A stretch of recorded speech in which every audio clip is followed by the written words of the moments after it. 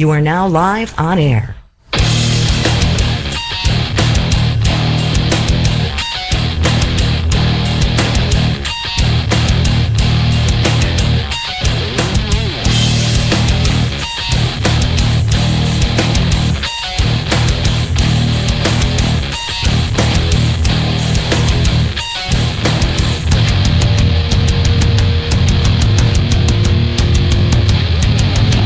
Hello, folks. We are live once again. You are listening to Beyond Sight and Sound.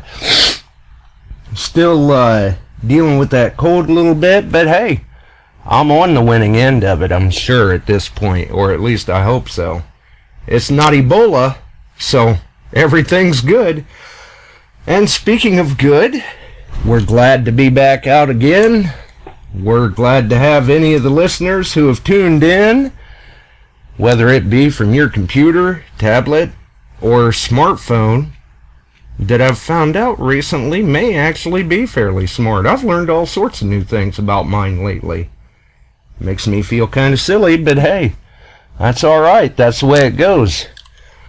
But tonight, after last week's major near catastrophic 1,000 mics glitch, we are back checking the system settings. We're thoroughly convinced that the issue was within 1,000 mics last week, but we'll see how it goes.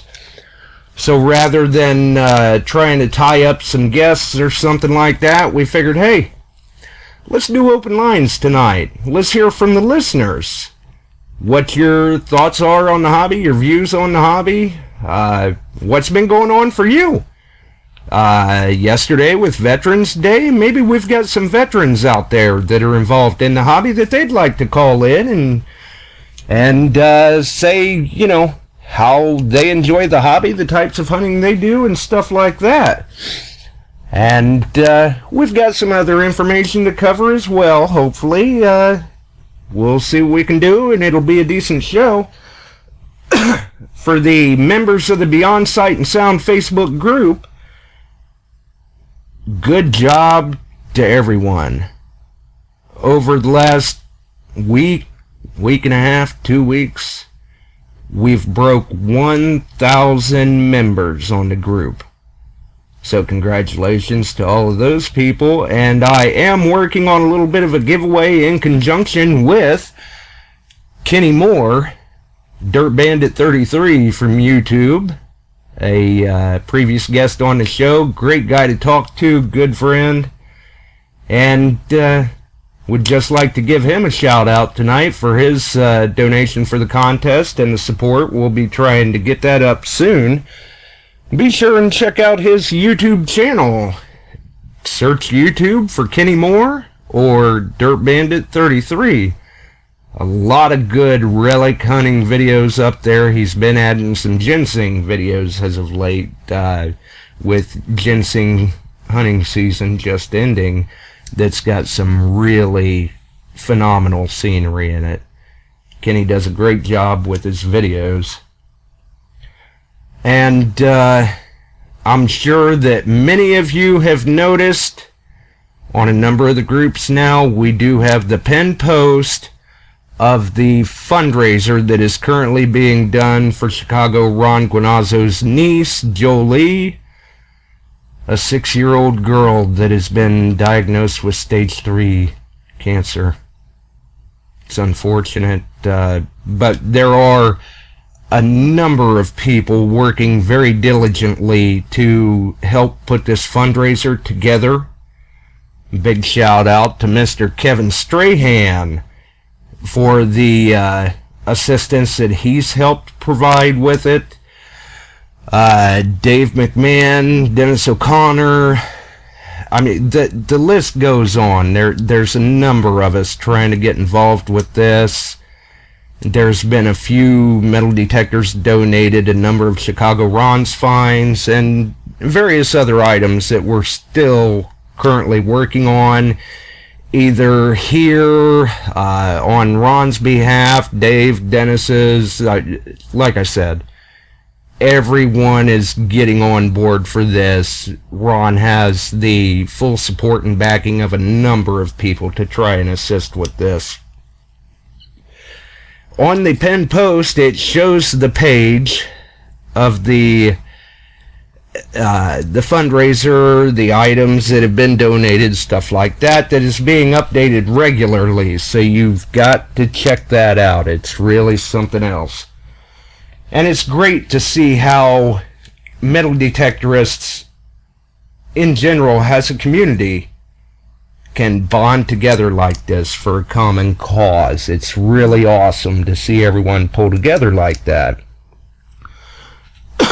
But I do actually also want to give a shout out as far as other YouTube videos.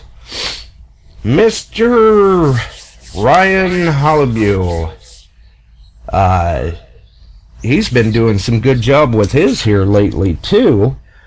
And we actually have him with us tonight where he could even mention some of it too. How's it going, Ryan?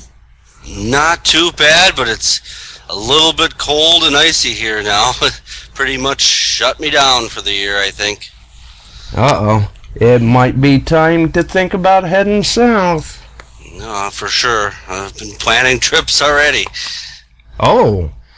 I see, you got to get off of that frozen tundra that you and Kenny are on. It sounds like you guys, maybe not you, but a little, further north, has really been getting hammered with snow.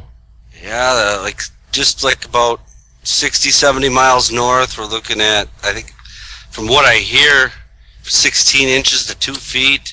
And up in the UP, I guess, there's some places where they already got 40 inches and it's still falling. Oh my God. Yeah, that's a nightmare. Yeah. Right where I'm at, we got, 4 inches, but everything was all wet, and this morning it was like 15 degrees, so everything's freezing up solid.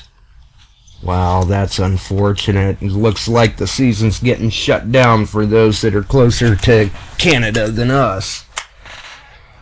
But so far, as of yet, here, knock on wood, the ground is not froze yet.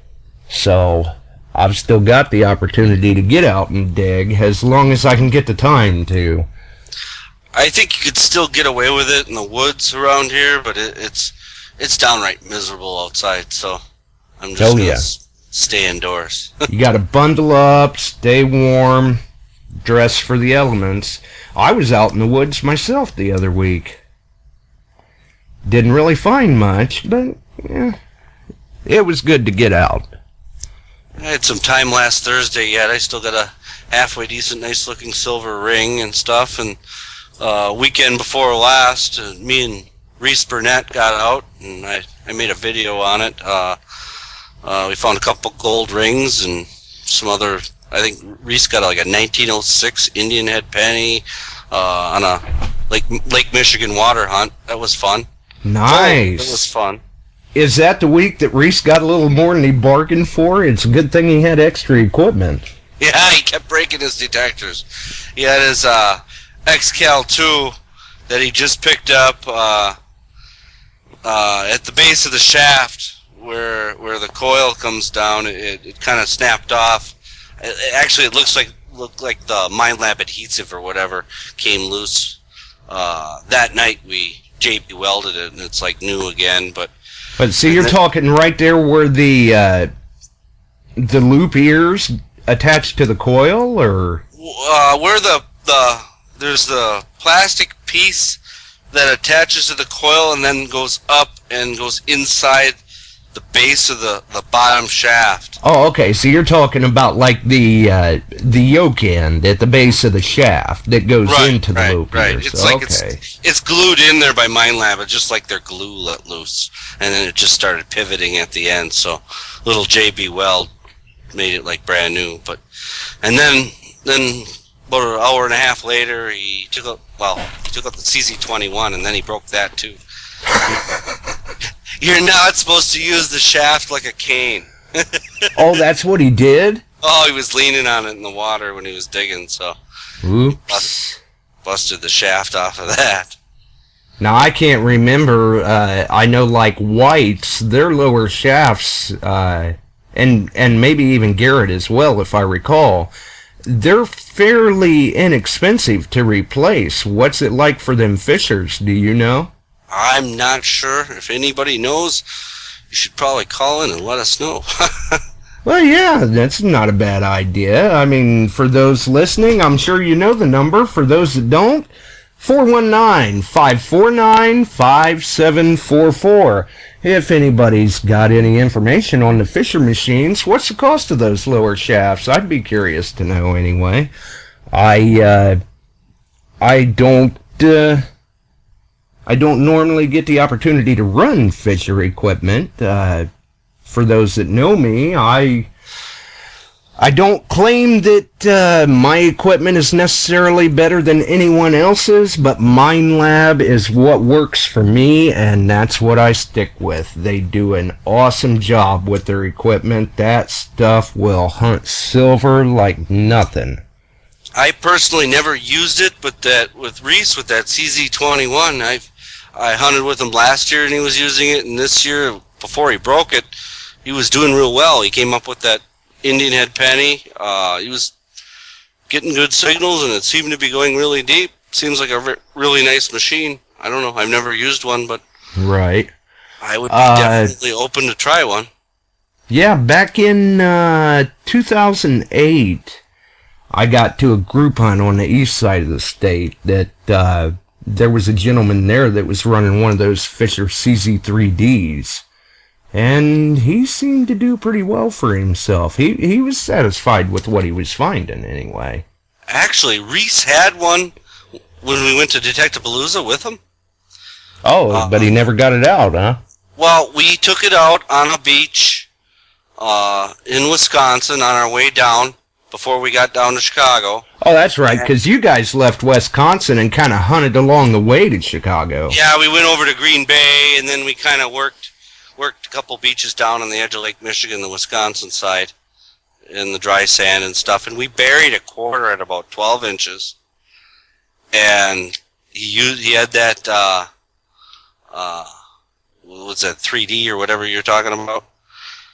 I forget the name. Yeah, the CZ. Did he have the CZ3D or the CZ21? No, he had the CZ3. He actually sold it right after Detectapalooza because he didn't like the results.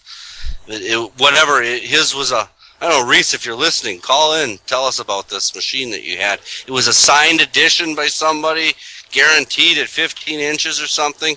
And wow. We buried a quarter at 12 inches. And it didn't pick it up. It didn't pick it up, and then the 30-30 did.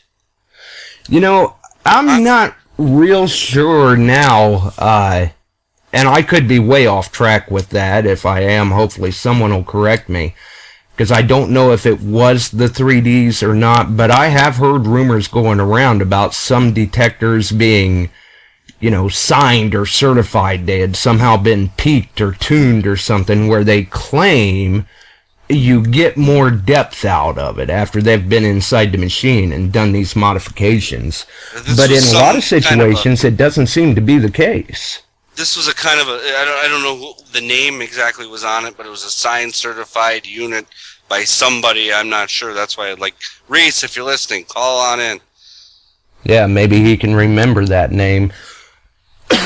I didn't even realize he had that with him. I mean, I knew he had the XP and the CTX.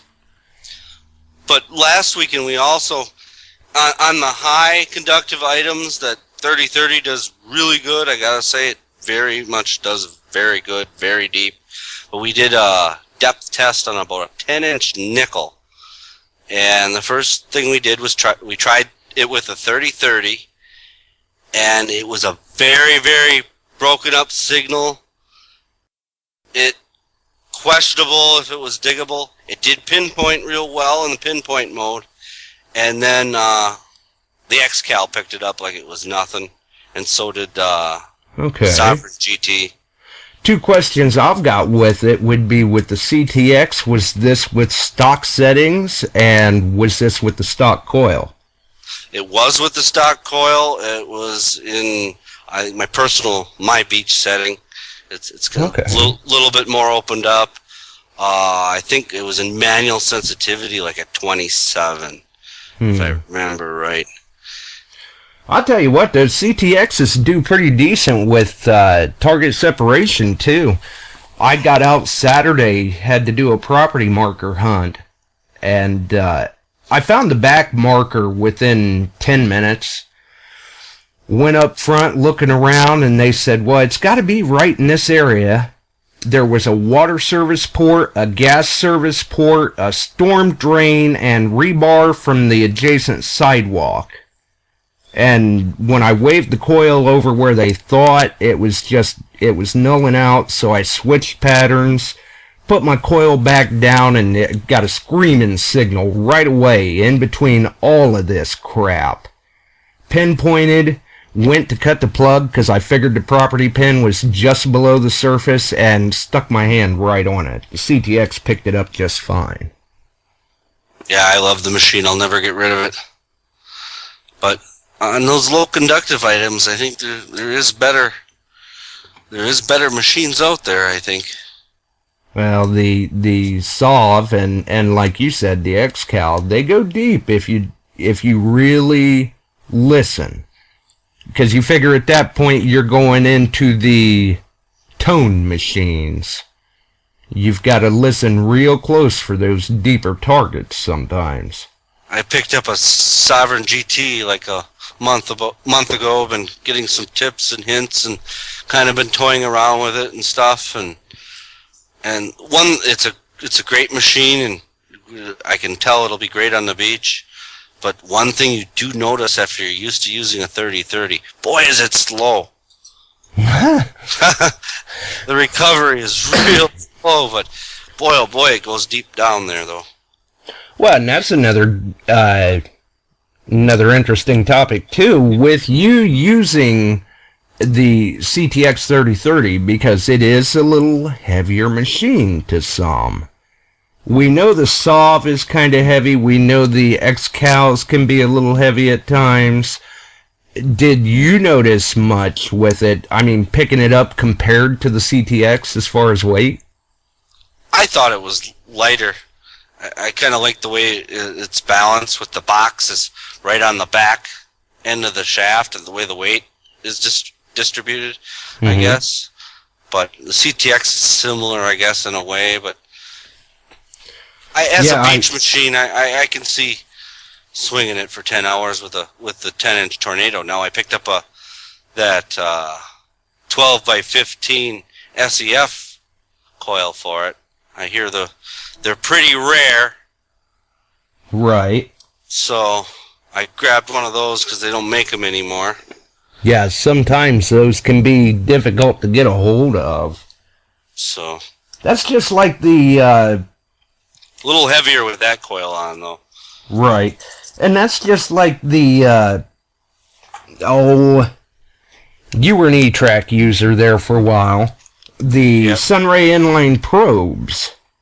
I never had one of those. Well, apparently Sunray has quit making them for some reason, which makes them kind of a hot commodity as well, just like the coil you just got a hold of.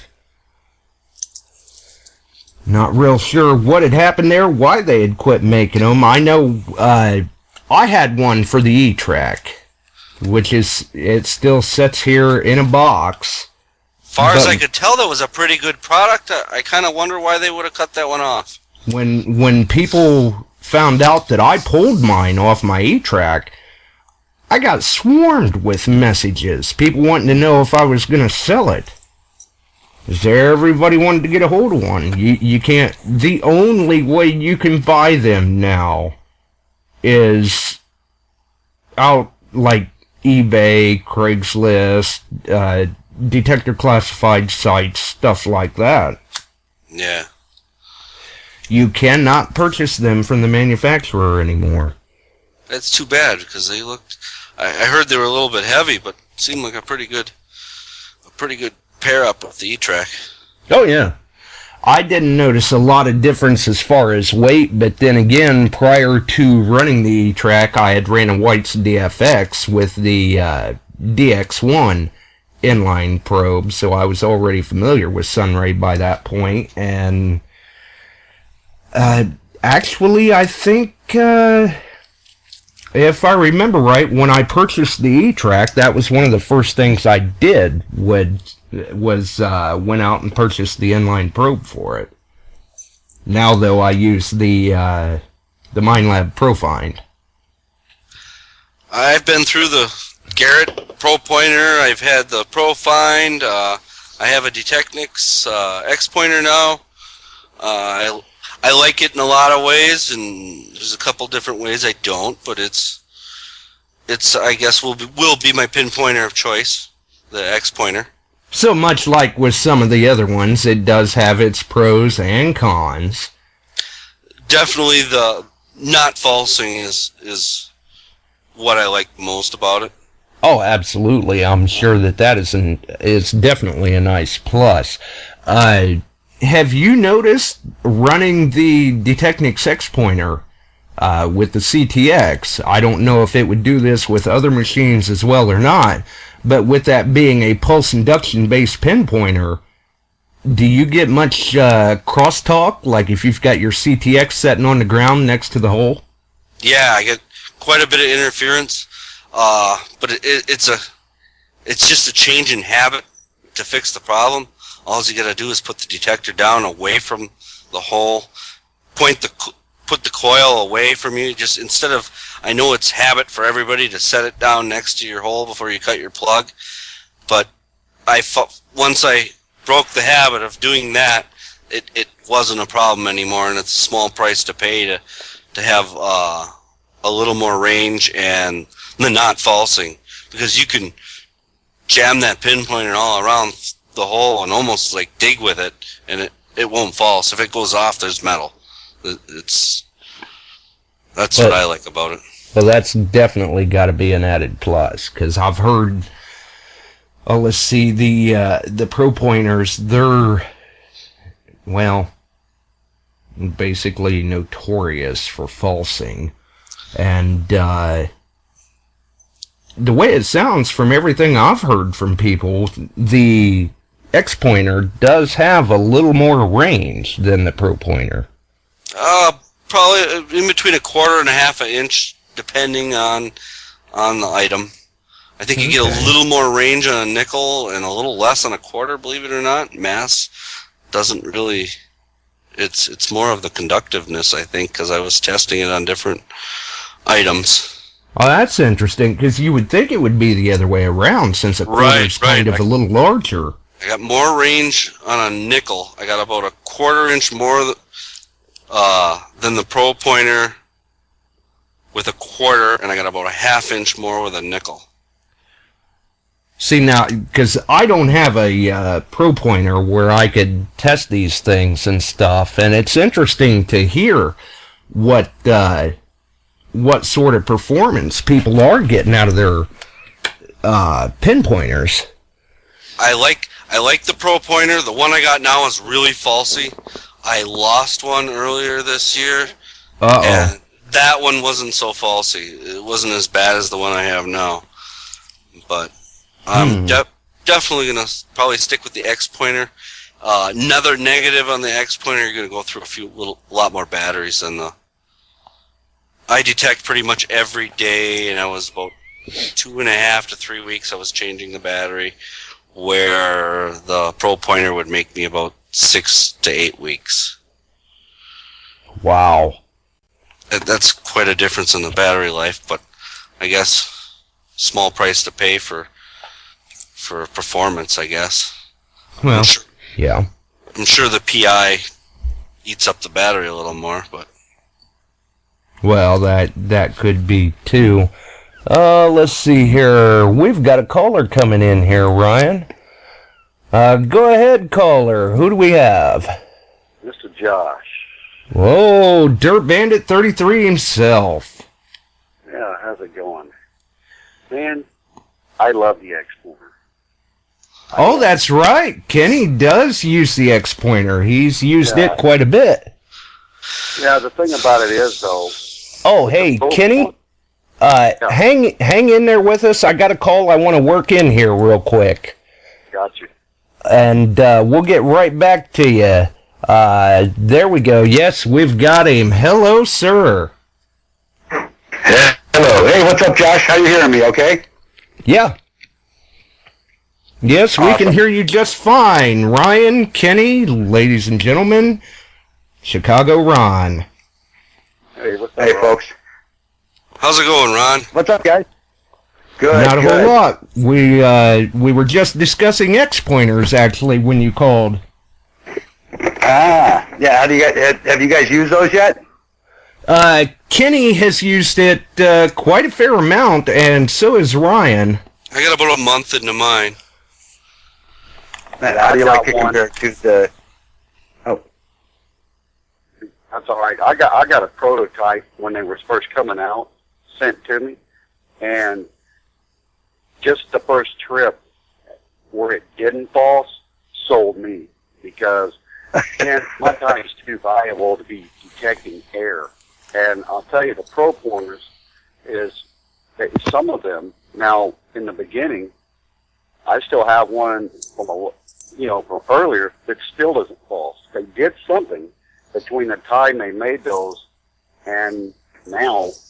Something's different about them because the original pro pointer I had, I swore then I'd use nothing else and really didn't until the X pointer came out. But I like the X pointer. It burns a few more batteries, but it's worth my time to know that if it beeps, something's there. Yeah, there's no Yeah, false. and that's what Ryan had just been saying, was he goes through more batteries than he did with the Pro Pointer, but he's really pleased with the performance. And you just gotta train yourself to put your machine, your coil a little farther out to the right. Instead of putting it next to your hole, just put it down facing away from you, and then there's no problem with the falsing. Right. Oh, is there interference between the machine and the pinpointer? Yeah, the machine does not like the pinpointer. Well, the pulse induction just interferes with it. If you set it down like you normally would right by you, but, like he said, if you just, swing your arm out a little bit and set it there, I don't have a problem with it. Right. You just got to set the machine a little bit away from the hole, that's all. Right. Yeah, I know every once in a while I used to have a problem with the falsing between the CTX and the Garrett, but it was just, all I had to do was hit the, not the noise cancel. Yeah, noise cancel. Yeah, and it would pick another channel and then it would be fine. See, you can't noise cancel out this one I tried. Oh, really? Yeah, well, it won't go. That was the first thing I tried. Wow. Well, good stuff there, Ryan. Yeah, I found an old location in Lake Michigan and pulling out some gold rings finally. I was chasing them all year long, and I finally found them in the end, and now the weather just turned on us up here. Yeah, he says he's been keeping it kind of hush-hush. He didn't want you to get up there and nab all that gold, Ron. I was just going to say, how come I didn't get an invite? What was that about? What's up with that? You can come now. I think it's cleaned out. You know what? I've turned into a complete wimp. It's way too cold for me now. Oh, it's cold. I'm done now. I about put my machines away yesterday. Oh, my. I'm happy I don't live close to Canada. Right? Yeah, see, Kenny will be able to hunt for a while yet. I tortured myself and went and bought an X-Cal the other day, so now I got a machine I can't use for months. Well, you just got to drive. You got to drive about 5 hours south. Yeah, I think it's gonna be cold there too. I guess the polar vortex is moving in. Well, yeah, I guess it's not right now, but maybe in a couple of weeks. 5 hours south will do it. We got a hunt coming up this weekend, and in Vicksburg. So, it's the daytime. So I mean, you're looking at 56 degrees. So no that's problem warm. there. It's hot It's out. beautiful. Yeah, that's a heat wave for Ryan. He'll be there in shorts. But I think I could probably get a cheap a cheap airfare down there. I mean, what's the date? Where is it at?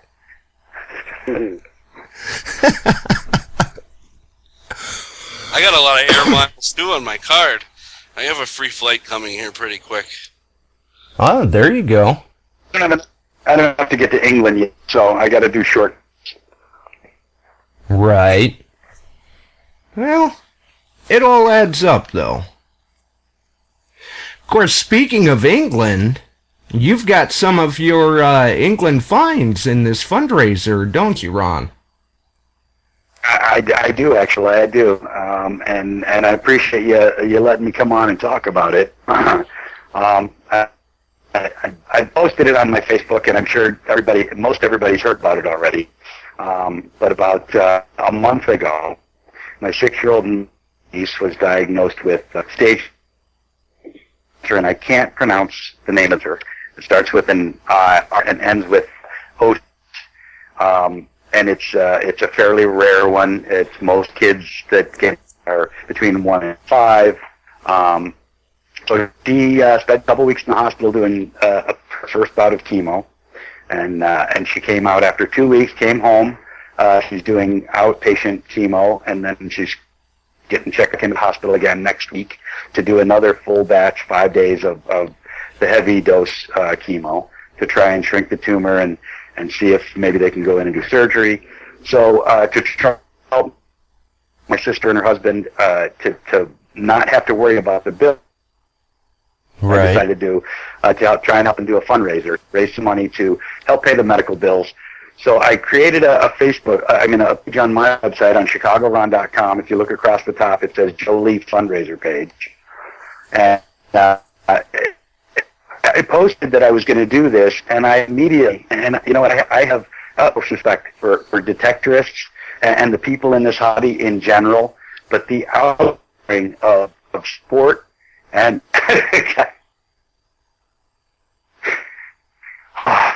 the outpouring of support has just been really phenomenal. I mean,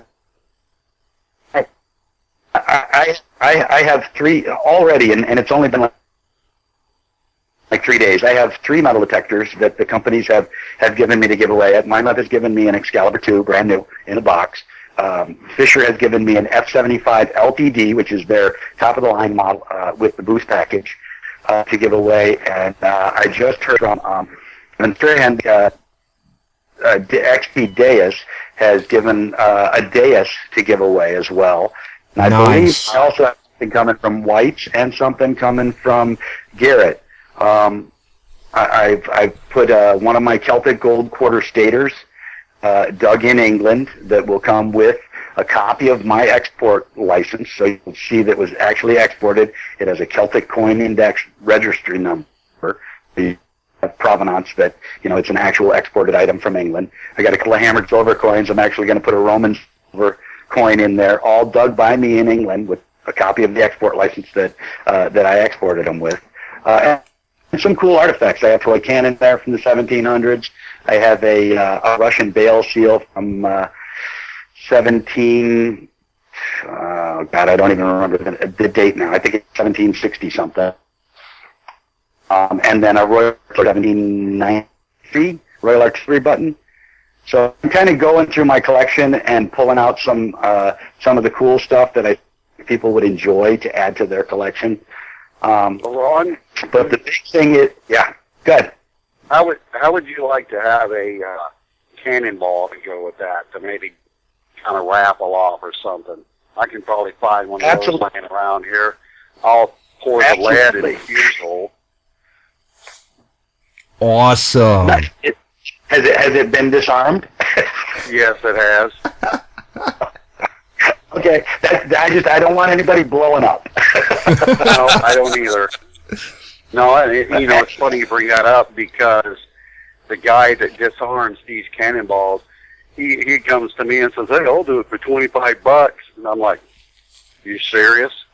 Because I wouldn't do it for $25,000. Yeah.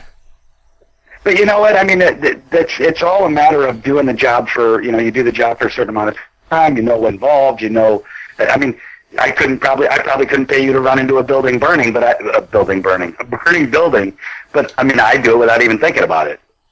Right. It's all training. It's all the level of expertise that's involved, Exactly, and so, what you get used to.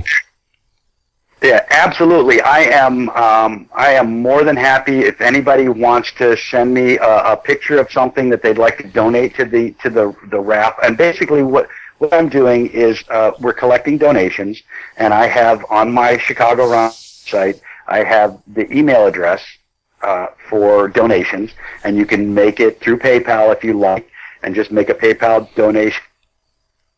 Right. It's a gift to Jolie, and it says that right on my website with their email address, and it's the Knife Family at yahoo.com. So you can make a PayPal donation. For every $20 increment of your donation, you'll get one raffle ticket. So all of the items that are listed on that web page below there, and there will be more added as they come in. And I believe we're going to get a lot of really great things. Oh yeah, and they're coming. Hey Ron, post a link to that for on my Ring Wars group page, and I'll pin it.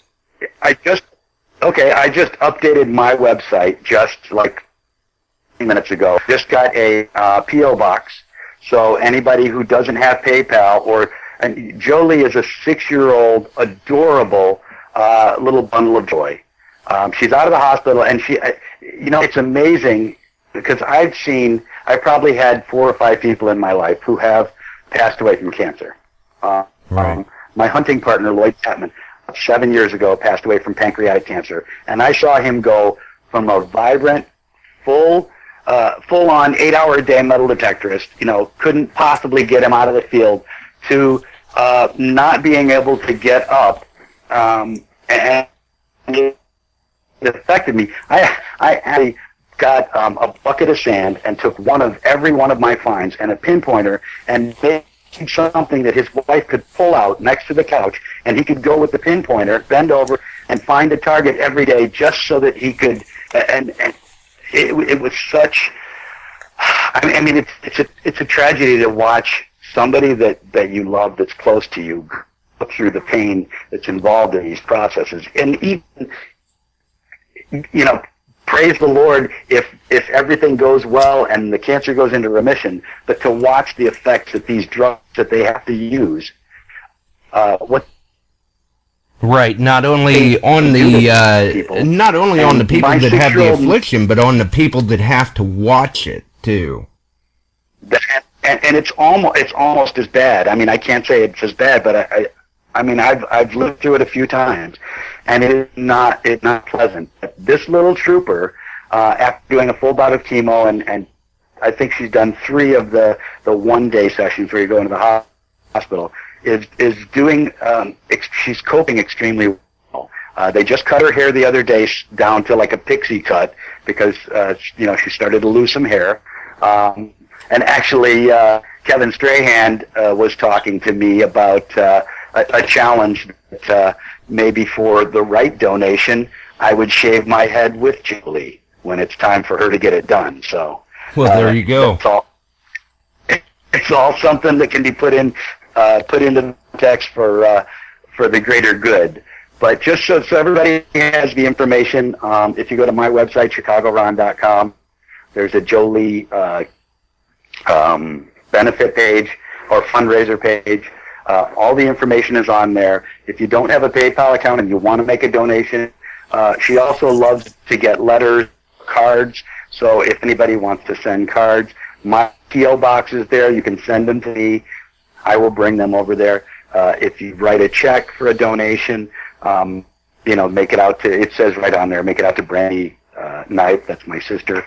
And you know what, you guys are absolutely the greatest people in the world, the outpouring of support that I've got, and I'm not even the person that's going through this. And you guys rock, that's all I gotta say.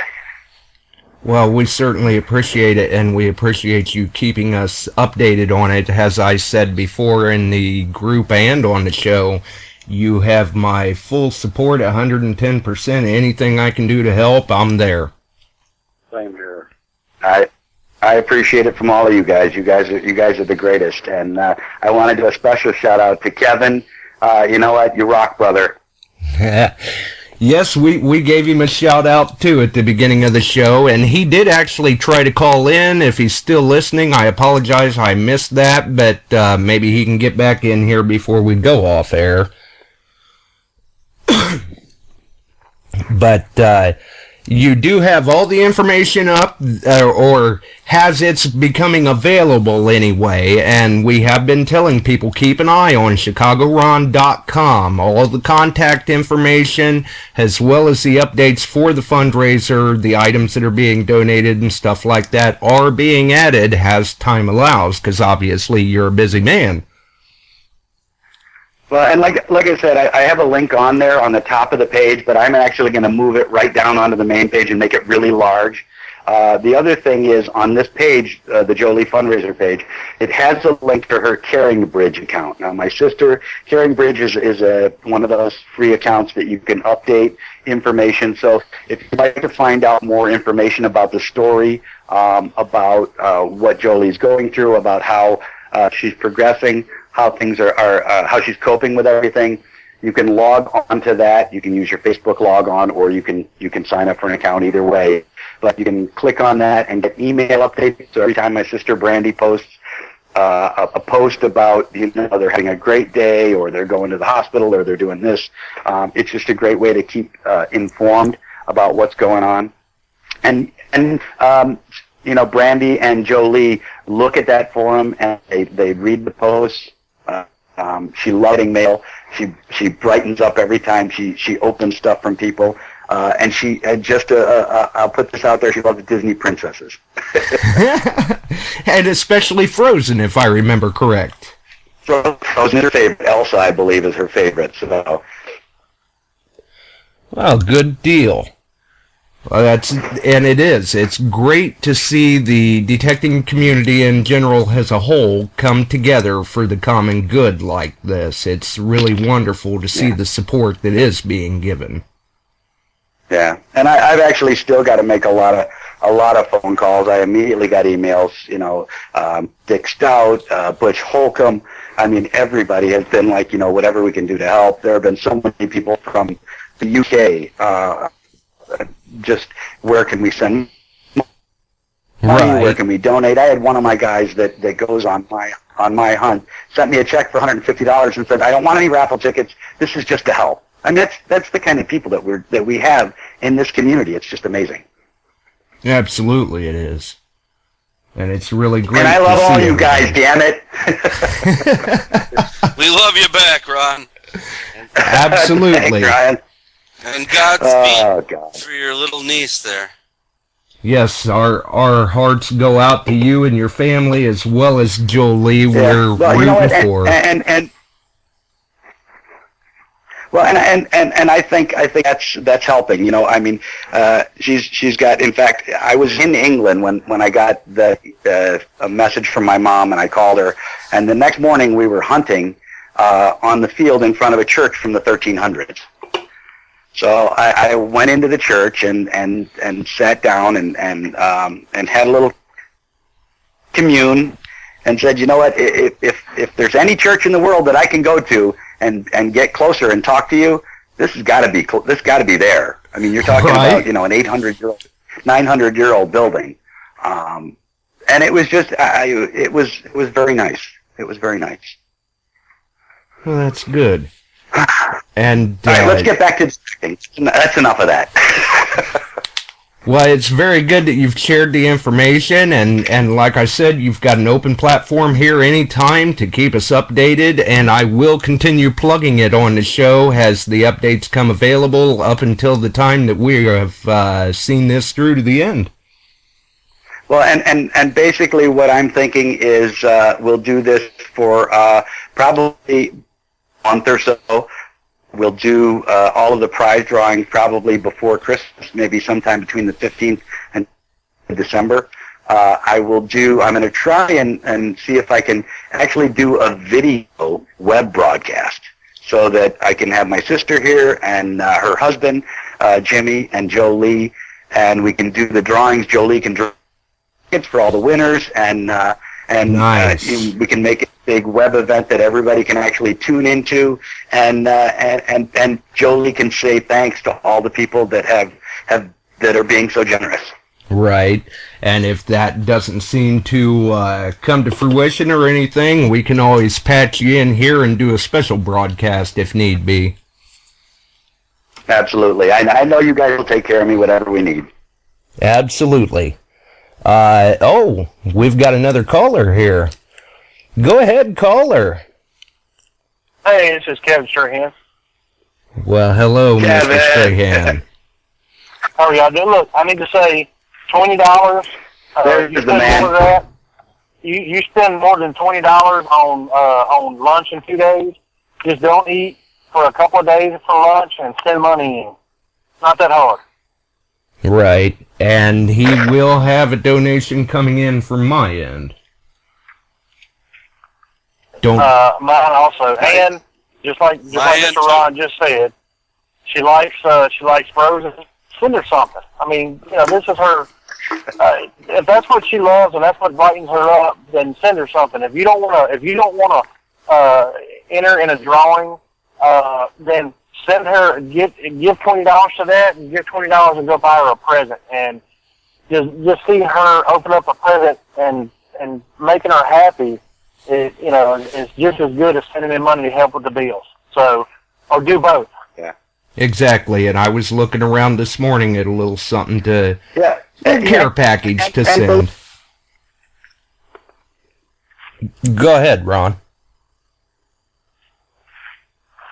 Yeah, I had been looking around for a little care package to send, and I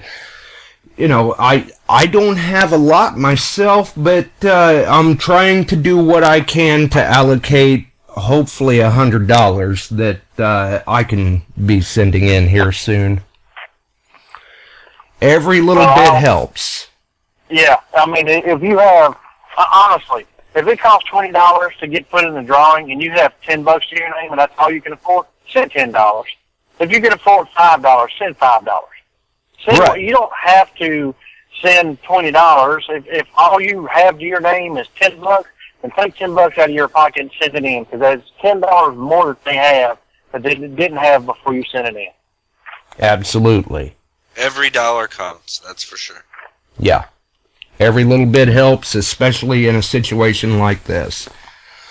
I mean, even... I want to get off here so I can finish listening to this show. Great show. Keep up the good work. And people, send money in. Or I'll hunt you down. I'll come find you and I'll sit on your couch with a cut-off shirt on and I'll eat Cheetos all day if you don't send money in. Uh-oh. Well, I'll make sure to get my donation in then. All right. Bye. I gotta go hunting with this guy next weekend. We'll see you, Kevin. Well, that was something else. And Kevin really has. He's done a lot to try to pitch in with this. We're all doing what we can, and we do. We appreciate the support, the donations, and all of that, absolutely. And, it is unfortunate, and we'll be there to support in any way that we can for this. And keep the listeners updated as well through the websites, the radio shows, and all of that. But like Ron had said, let's get back to them X-pointers. What were you gonna say about them, Kenny? Well, I'm hunting relics pretty much all the time, and I was amazed at how the distance it has. It's really strong. It's got depth to it.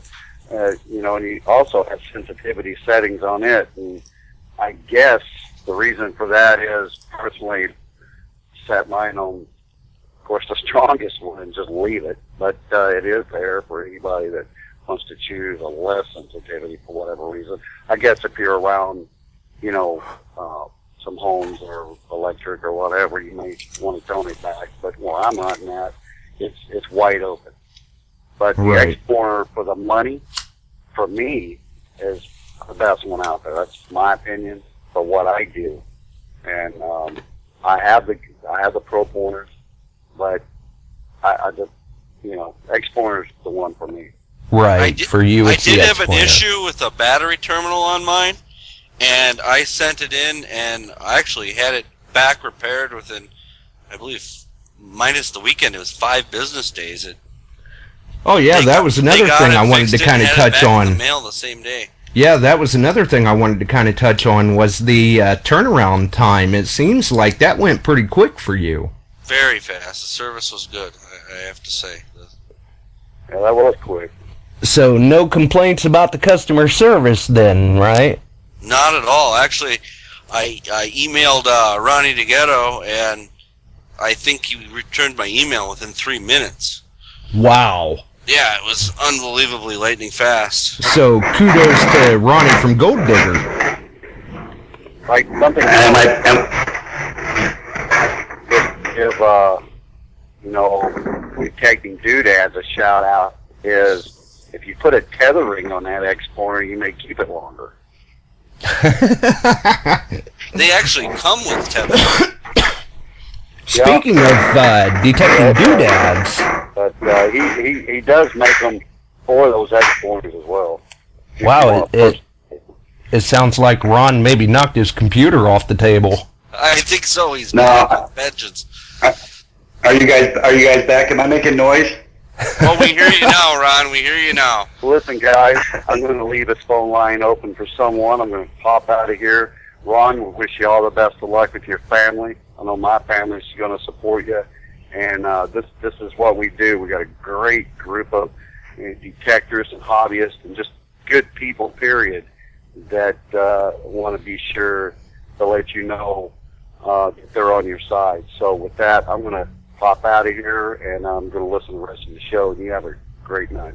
Thanks for the call, Kenny. Pleasant to hear from you, Kenny. And as I mentioned at the beginning of the show, Veterans Day yesterday, we're always glad to hear from veterans, and, thank you for your service, Ron. Hey, I was in when it was nice and easy. I was in the early '80s. Nothing was going on. Nobody was wasting nobody. Everybody plays a part, though. Yeah.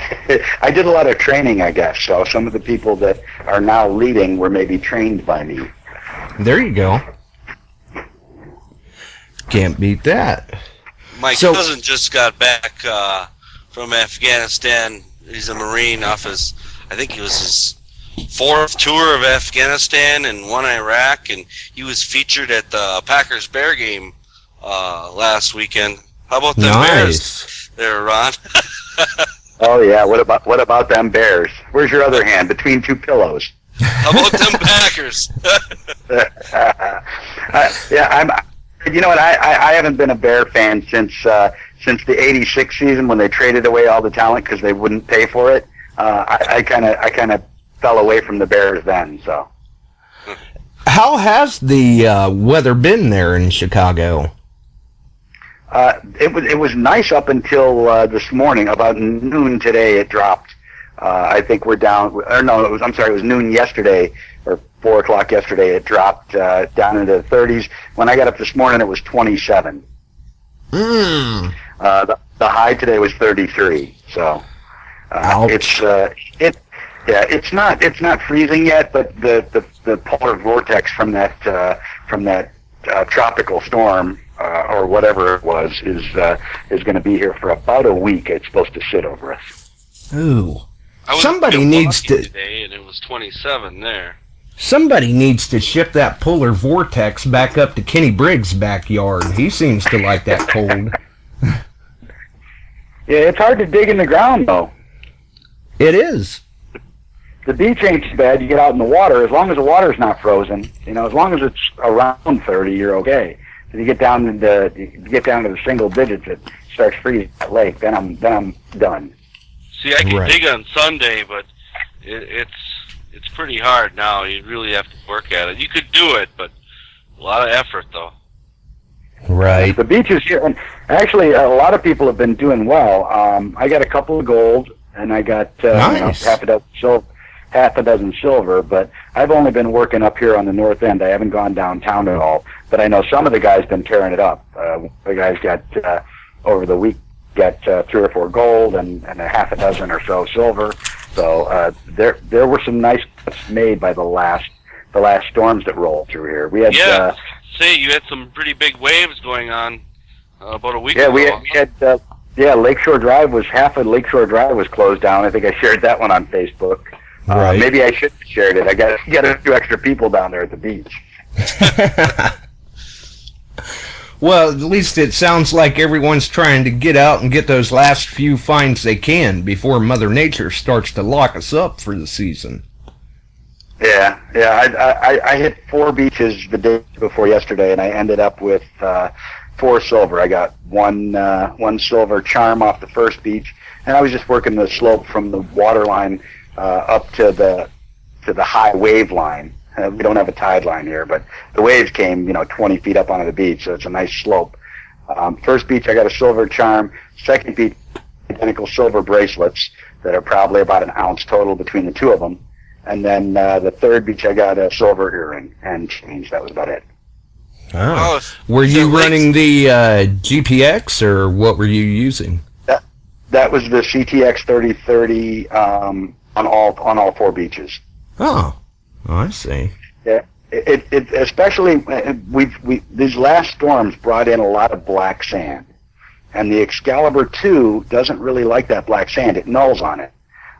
Now I can do a ground balance on the CTX 3030, and I was digging targets in it that I couldn't hear with the Excal. So, and it might be that if I tune the Excal down somewhat, but I've got it backpack mounted, so it's kind of hard to mess around with the settings while I'm out swinging it. I turn it on, I put it on my back, and then that's it. I'm off hunting.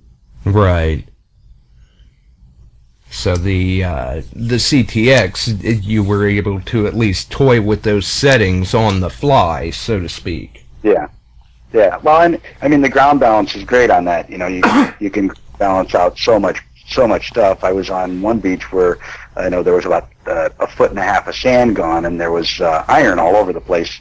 And I went in the water with the Excalibur 2, and it was almost strictly nulls. So I went in and I was just digging nulls and ended up coming up with some coins. I'd get a big heavy null, and I dig and I get 3 nails and 2 coins in the scoop. Or Yeah. Right. I was listening to a Grave Digger Max video the other day, and he was saying in the iron with that Excalibur, turn your threshold off. Just turn the switch on and then just listen to tones. He goes, that helped out a lot in high iron with that Excal. Oh, turn the threshold completely down? So you don't have any down. background? Right, yeah. Right. In the heavy iron, and then you can hear it, he says. And then you only hear the loss.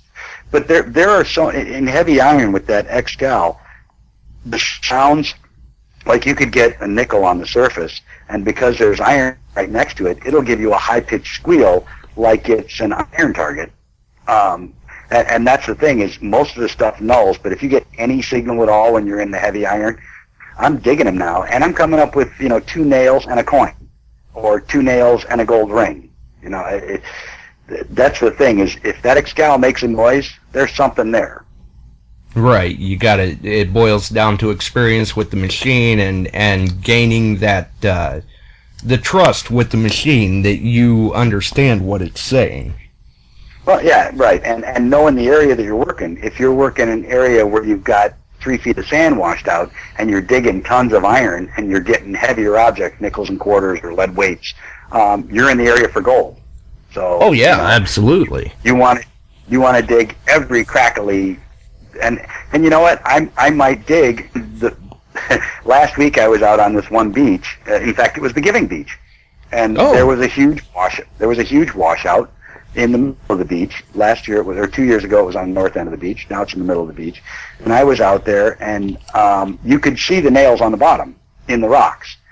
And I would find a little squeaky signal, and I'd take a scoop out, and I'd get a nail or two, and the signal would be a little bit better, and I'd take another scoop, and I'd get a coin and 2 nails, and then I dug down into like heavier rock underneath there, and I'd pull up a couple more coins and 4 or 5 nails, and I must have pulled 6 pounds of nails, but I got 12 coins and a mercury dime and a gold ring.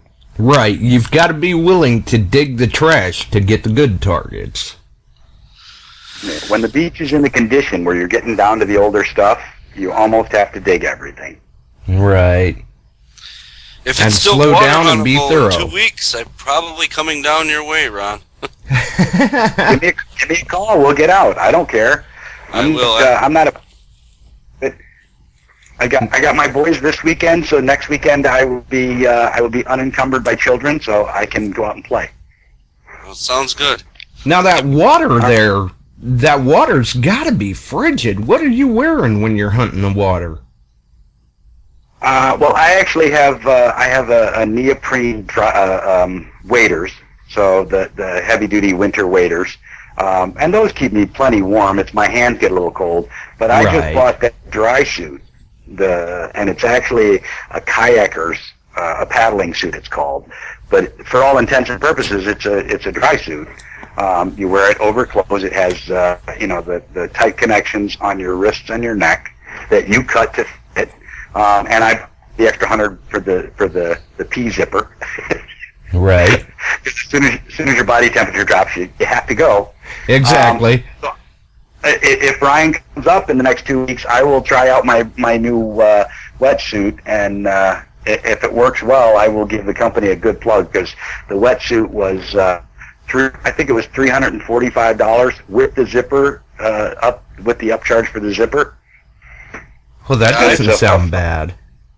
And it's a front zip, across the chest zip. So I got a pair of Columbia waders, I don't know, like 6 mil or something, neoprene, and then I use these trapper gauntlets. They're insulated gloves, and the gauntlet actually goes right up to your shoulder, and there's an elastic band that goes behind your neck, and 2-3 hours in frigid water, your hands start getting a little cold, but it's real tolerable. It's not bad. Your ears are warm because your headphones are on. Yeah, they keep you dry. That's the big thing, is keeping your body, hands, whatever, dry. I have the big, I think they're chemical spill gloves that I had gotten a couple of years ago, that when we were out in the water hunting, I used those, and they're blue ones that come up to your shoulder. And those things were awesome. They work really well. I don't remember where I got them. So I think I actually still have a pair down in my storage shed. So I'll have to see if I can dig them. But yeah, if you're coming up this way, Ryan, give me a call. We'll head out for sure. Yeah, it sounds like maybe you ought to get down there, Ryan. Get him out there in that new suit. See how it works. I know. I got to get out of this snow. Well, I'm depressed. Come on down. Hey, even if it snows, the water will be huntable, because the lake is not going to freeze in the next 2 weeks unless we get 30 below. Yeah, see, that's what I was going to say. He knows at least there it's not froze up yet. All right, yeah. Ron, I'll get a hold of you. Cool. All right, Jess. Well, I got to go pay attention to my family. You know what? Thanks for everything, Josh. I appreciate you letting me come on and promote the donations for Jolie, and everybody that can help out. We appreciate it. If anybody is interested in donating fines, send me an email. You can send me an email at treasure@chicagoron.com. I will put pictures up of anything anybody wants to donate. Anything that gets them more money to help pay the bills, I am more than happy to pay for shipping either way, whatever we got to do. So. Awesome. Well, and like I said, you've got an open platform, all the airtime you need. You just say the word, and if the video feed doesn't work out and you need a patch for a live broadcast for the drawing, you got it. Thanks, Josh. Appreciate it. All right. Thanks for the call, Ron. You take care. We'll talk to you guys later. Have a good night. Right. My thoughts and prayers are with your niece. Thank you. Absolutely. You've got our support. Night, guys. Yep, we'll see you, Ron. Night, Ron. And that is, it's, I mean, you can, I've had family members that have passed from cancer or that have battled and beat cancer, and it's just an unfortunate situation no matter how you look at it, and for it to happen with such a young child is, it's rough, I'm sure, and it's good to see all the support that is going out to them, and you know, our hearts go out to their family as well as Jolie. We're rooting for her. Yep, my prayers are definitely with her. But it's been great to see the outpouring of support and the donations that are coming in and all of that. It's just, it's one of those things where even if you get disappointed about society or anything like that, something like this comes up and it kind of restores your faith in humanity and society, so to speak, when you see the people of the hobby bond together for a common cause like that. Even if it's $1, send it through that PayPal site. $1 is $1 more than they had before. Exactly. And every little bit helps. I mean, even, like for me, even if I don't have much, I've got all sorts of dug coins here from the year that I could tumble and take into a Coinstar or a bank or whatever and just send that. Exactly. I mean, I'm sure we can all come up with at least a little something, and every little bit helps when you've got everyone trying to support like that. It does add up. You may think if, like Ryan said, if you can only donate $1, you may think that that doesn't make much of a difference, but if everybody would say, hey, you know, hey, I'll go pitch in $1, I can do that much, you'd be amazed how quick it adds up. Can turn into a lot of money. Yes, it can. And, you know, on the brighter note, Josh, what have you been digging? The last time I got out was for that property marker hunt Saturday. I picked up a few clad coins along with it, but the the ground there had a lot of clay in it. The plugs weren't wanting to stay together real well, so I just went ahead and cut out after I found those shortly after I found the property pins. Didn't want to tear up the yard too bad, anything like that. And then Sunday I was hoping to get out and hunt, but I had a friend call. We're trying to get an outbuilding up for one of those outdoor boilers to heat a home for the winter. And I took my detector along in case the opportunity arose I could hunt, because this is an old piece of property. It dates back to the 1880s. Unfortunately, time just didn't allow. But I will be back there before Mother Nature locks us up completely, so I can at least grab a few finds before the end of the season. I know I'm already looking for trips to Florida and stuff. The beach is calling me now. Time to try that X-Cal or that Saw out. Yeah, and the big beach on the big pond. Yeah. Maybe hit some more gold. You've been doing quite well with that. Yeah, better late than never, but... Yeah, what's that make? You tried, let's see, you were trying most of the year to hit a piece of gold, and now you've hit, what, 5, 6? 5. We got 6 out of this one spot. Reese got the one. I got another one, and then I got 4 on that previous hunt a few weeks earlier. I did get up there in between, but there was some massive rollers, and I wasn't able to get in the water that time. So that was kind of a bummer of a trip. The Great Lakes can put up some pretty big waves, though, too. Yes, they can. They can definitely do that. With all the shout-outs that we've done in the show tonight, I do have one more. We're going to take a quick break and be right back.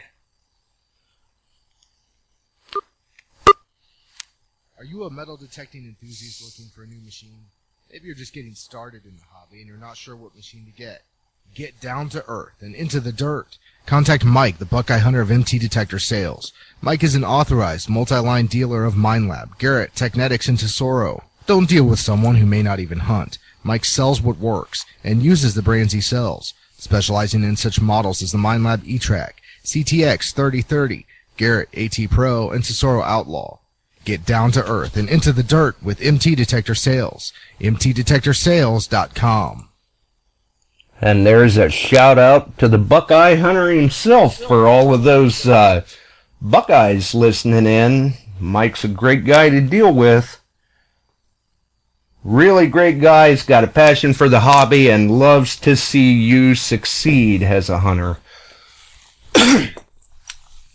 But I'd say, we got a lot of information covered as far as the fundraiser with Jolie.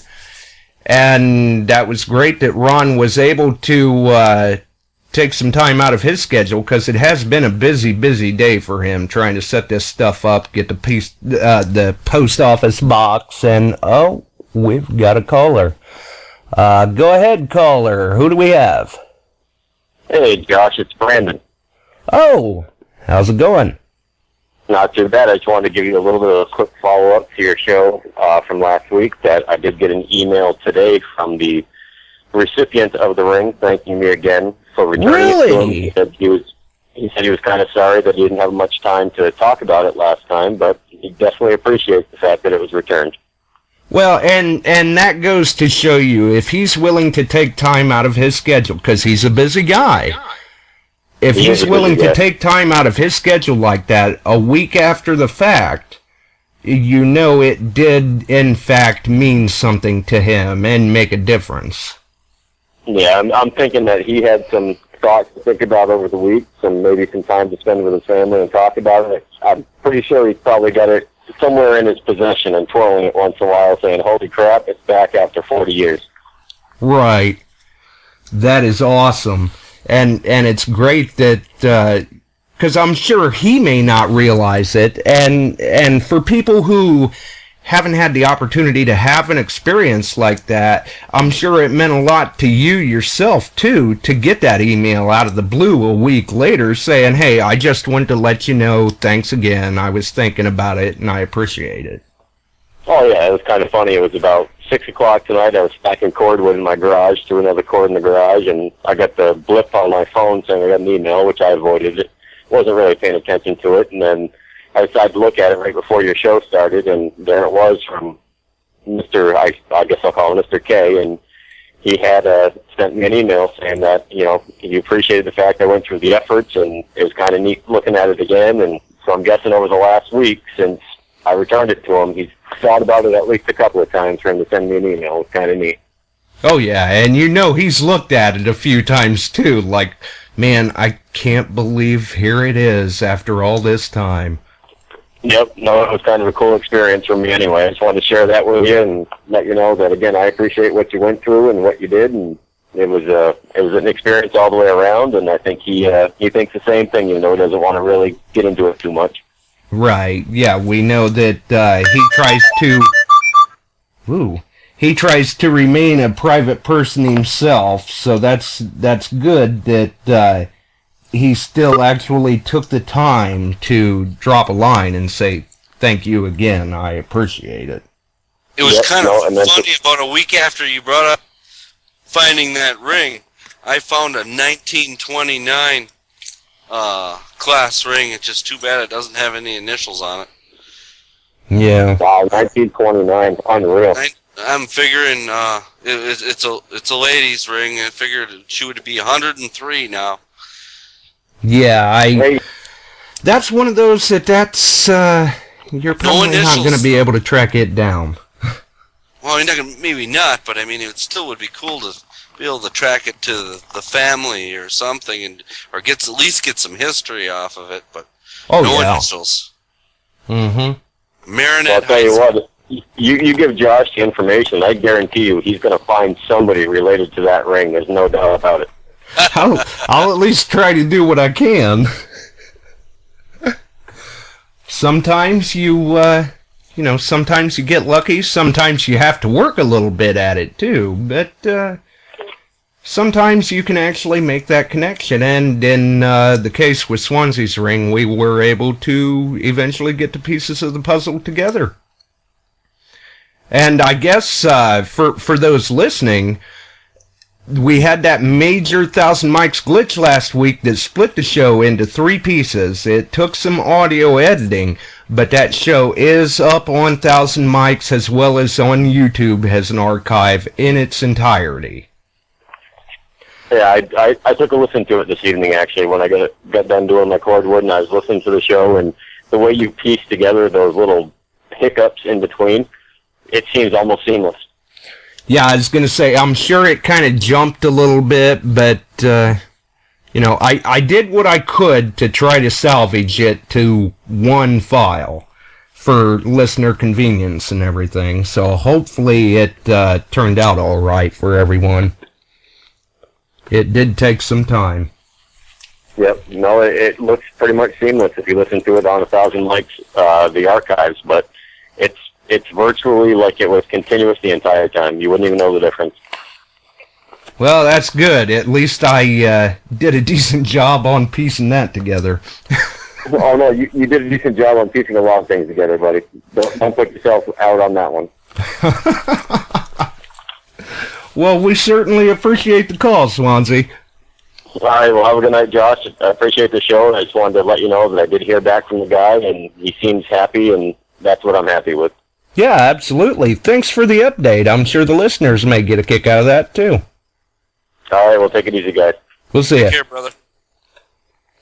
Well, that's really cool that the ring owner, a week after the fact, even dropped him another line just to say, hey, thank you again. I appreciate it. Because that does go a long way for us as hunters. Sometimes you wonder, well, did it really make a difference? Yeah, they said thanks, but do they really appreciate it? But for him to take the time and drop the line a week later like that, apparently I would say that it did mean something to him. And the owner is a private individual. As a matter of fact, I think he had some questions about the ring and about how Swansea found it, but the way it sounded talking to Swansea, he almost had more questions about me. Because he's like, I've spent the last 30 years making sure that it's hard for people to find me, and here comes this absolute stranger out of Northwest Ohio, kind of made a beeline right for me. How did he do that? But that's the way it goes sometimes. Like I said, sometimes you get lucky, but it's not without effort and determination. It did take time to track the gentleman down. I'm sure a week into it, though, he was looking at that ring, and you know how the thoughts that can roll through a person's head. Wow, it probably didn't even sink in to what really happened for a week. That's a good point, too, because in a situation like that, you figure maybe your head's kind of spinning like, is this really what happened? How did they find it? Or in this gentleman's case, not only how did they find it, but how did they find me? But that's the way it goes, and, it was a happy ending. The owner got his ring back, and like I said in last week's show, it wasn't a matter of who found the ring owner. It's just, okay, here's a hunter in the hobby, he's trying to return a ring, he's having problems finding the owner. It doesn't matter who finds him first or who does what to find him. The end point, or the major point, is that ultimately he was found, the ring was returned, and it meant a lot to the owner, and, good experience for Swansea. So that's good. But, we're pretty much at the end of our rope here, I do believe, Ryan. But I appreciate you taking the time to be on the show with us. For those listening, if you don't know of Ryan's group, he does operate the Ring Wars 2014 Facebook group. And the YouTube channel, the name escapes me right offhand, The Rusty Nail? No, it's The Rusty Man 9791. Right. Check it out. I got some couple really cool videos. Gold videos. Gold water hunts of just recently, and one of them's pulling out that 1929 class ring that I found from it was from Marinette High School. Check it out, like it, comment if you want. I love to hear the comments. Oh Other yeah. than that, I'm all good here. Okay, and while you're on YouTube checking out check out Kenny Moore, Dirt Bandit 33, or even Kevin Strahan's videos, KS Hollywood on YouTube. And, hey, while you're there, why not drop in and check out Summit Chicago Ron's videos, too, as well as mine there at Ohio Metal Detecting. And, like Ryan said, feel free to like, comment, share, any of that. We all appreciate the views, the comments, and all of that good stuff. And speaking of views and likes and comments, if you were listening tonight and enjoyed the show, by all means, feel free to like and rate the channel. We always appreciate it, and we always appreciate the listeners that take the time to drop in and see what's going on, and those that call into the show as well. If you would like to be a guest, I'm not hard to find. Drop me a line. Maybe you're not a public speaker? Ask Ryan. It's not hard. I'm painless to deal with. And really, it's just a couple of hunters talking shop on the phone. And, you may even have fun with it. You got a topic you'd like to hear? Drop me a line. I'll see what I can do. Maybe a person that you would like to hear from on the show. A lot of my good guests have come from listener recommendations. So we'll see what's going on there, too. I'm always willing to entertain ideas and options. And check out the Beyond Sight and Sound Facebook group. Soon we'll be doing a giveaway for breaking 1,000 members. So congratulations to all of them. Thank you to all the veterans who have served and will serve, with Veterans Day being yesterday. And a very special thanks to Chicago Ron for calling in to give us the update on Jolie's Fundraiser. We are definitely in support and wish all the best in the world for her.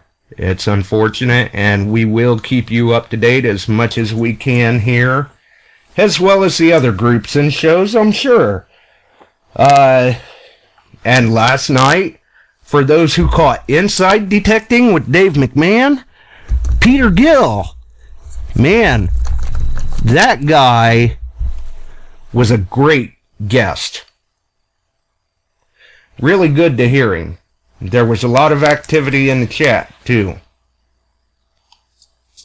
But once again, as always, it was a great show. And speaking of shows, that's it for us, folks. Thanks for tuning in, dropping a line, interacting in the chat, or whatever you may have done. We appreciate you being a part. Everybody has a special part to play. In that aspect, stay upbeat, stay optimistic, don't let Mother Nature get you down, and get out there and try to find something. We'll be back next week, folks. We'll see ya. That's it for us.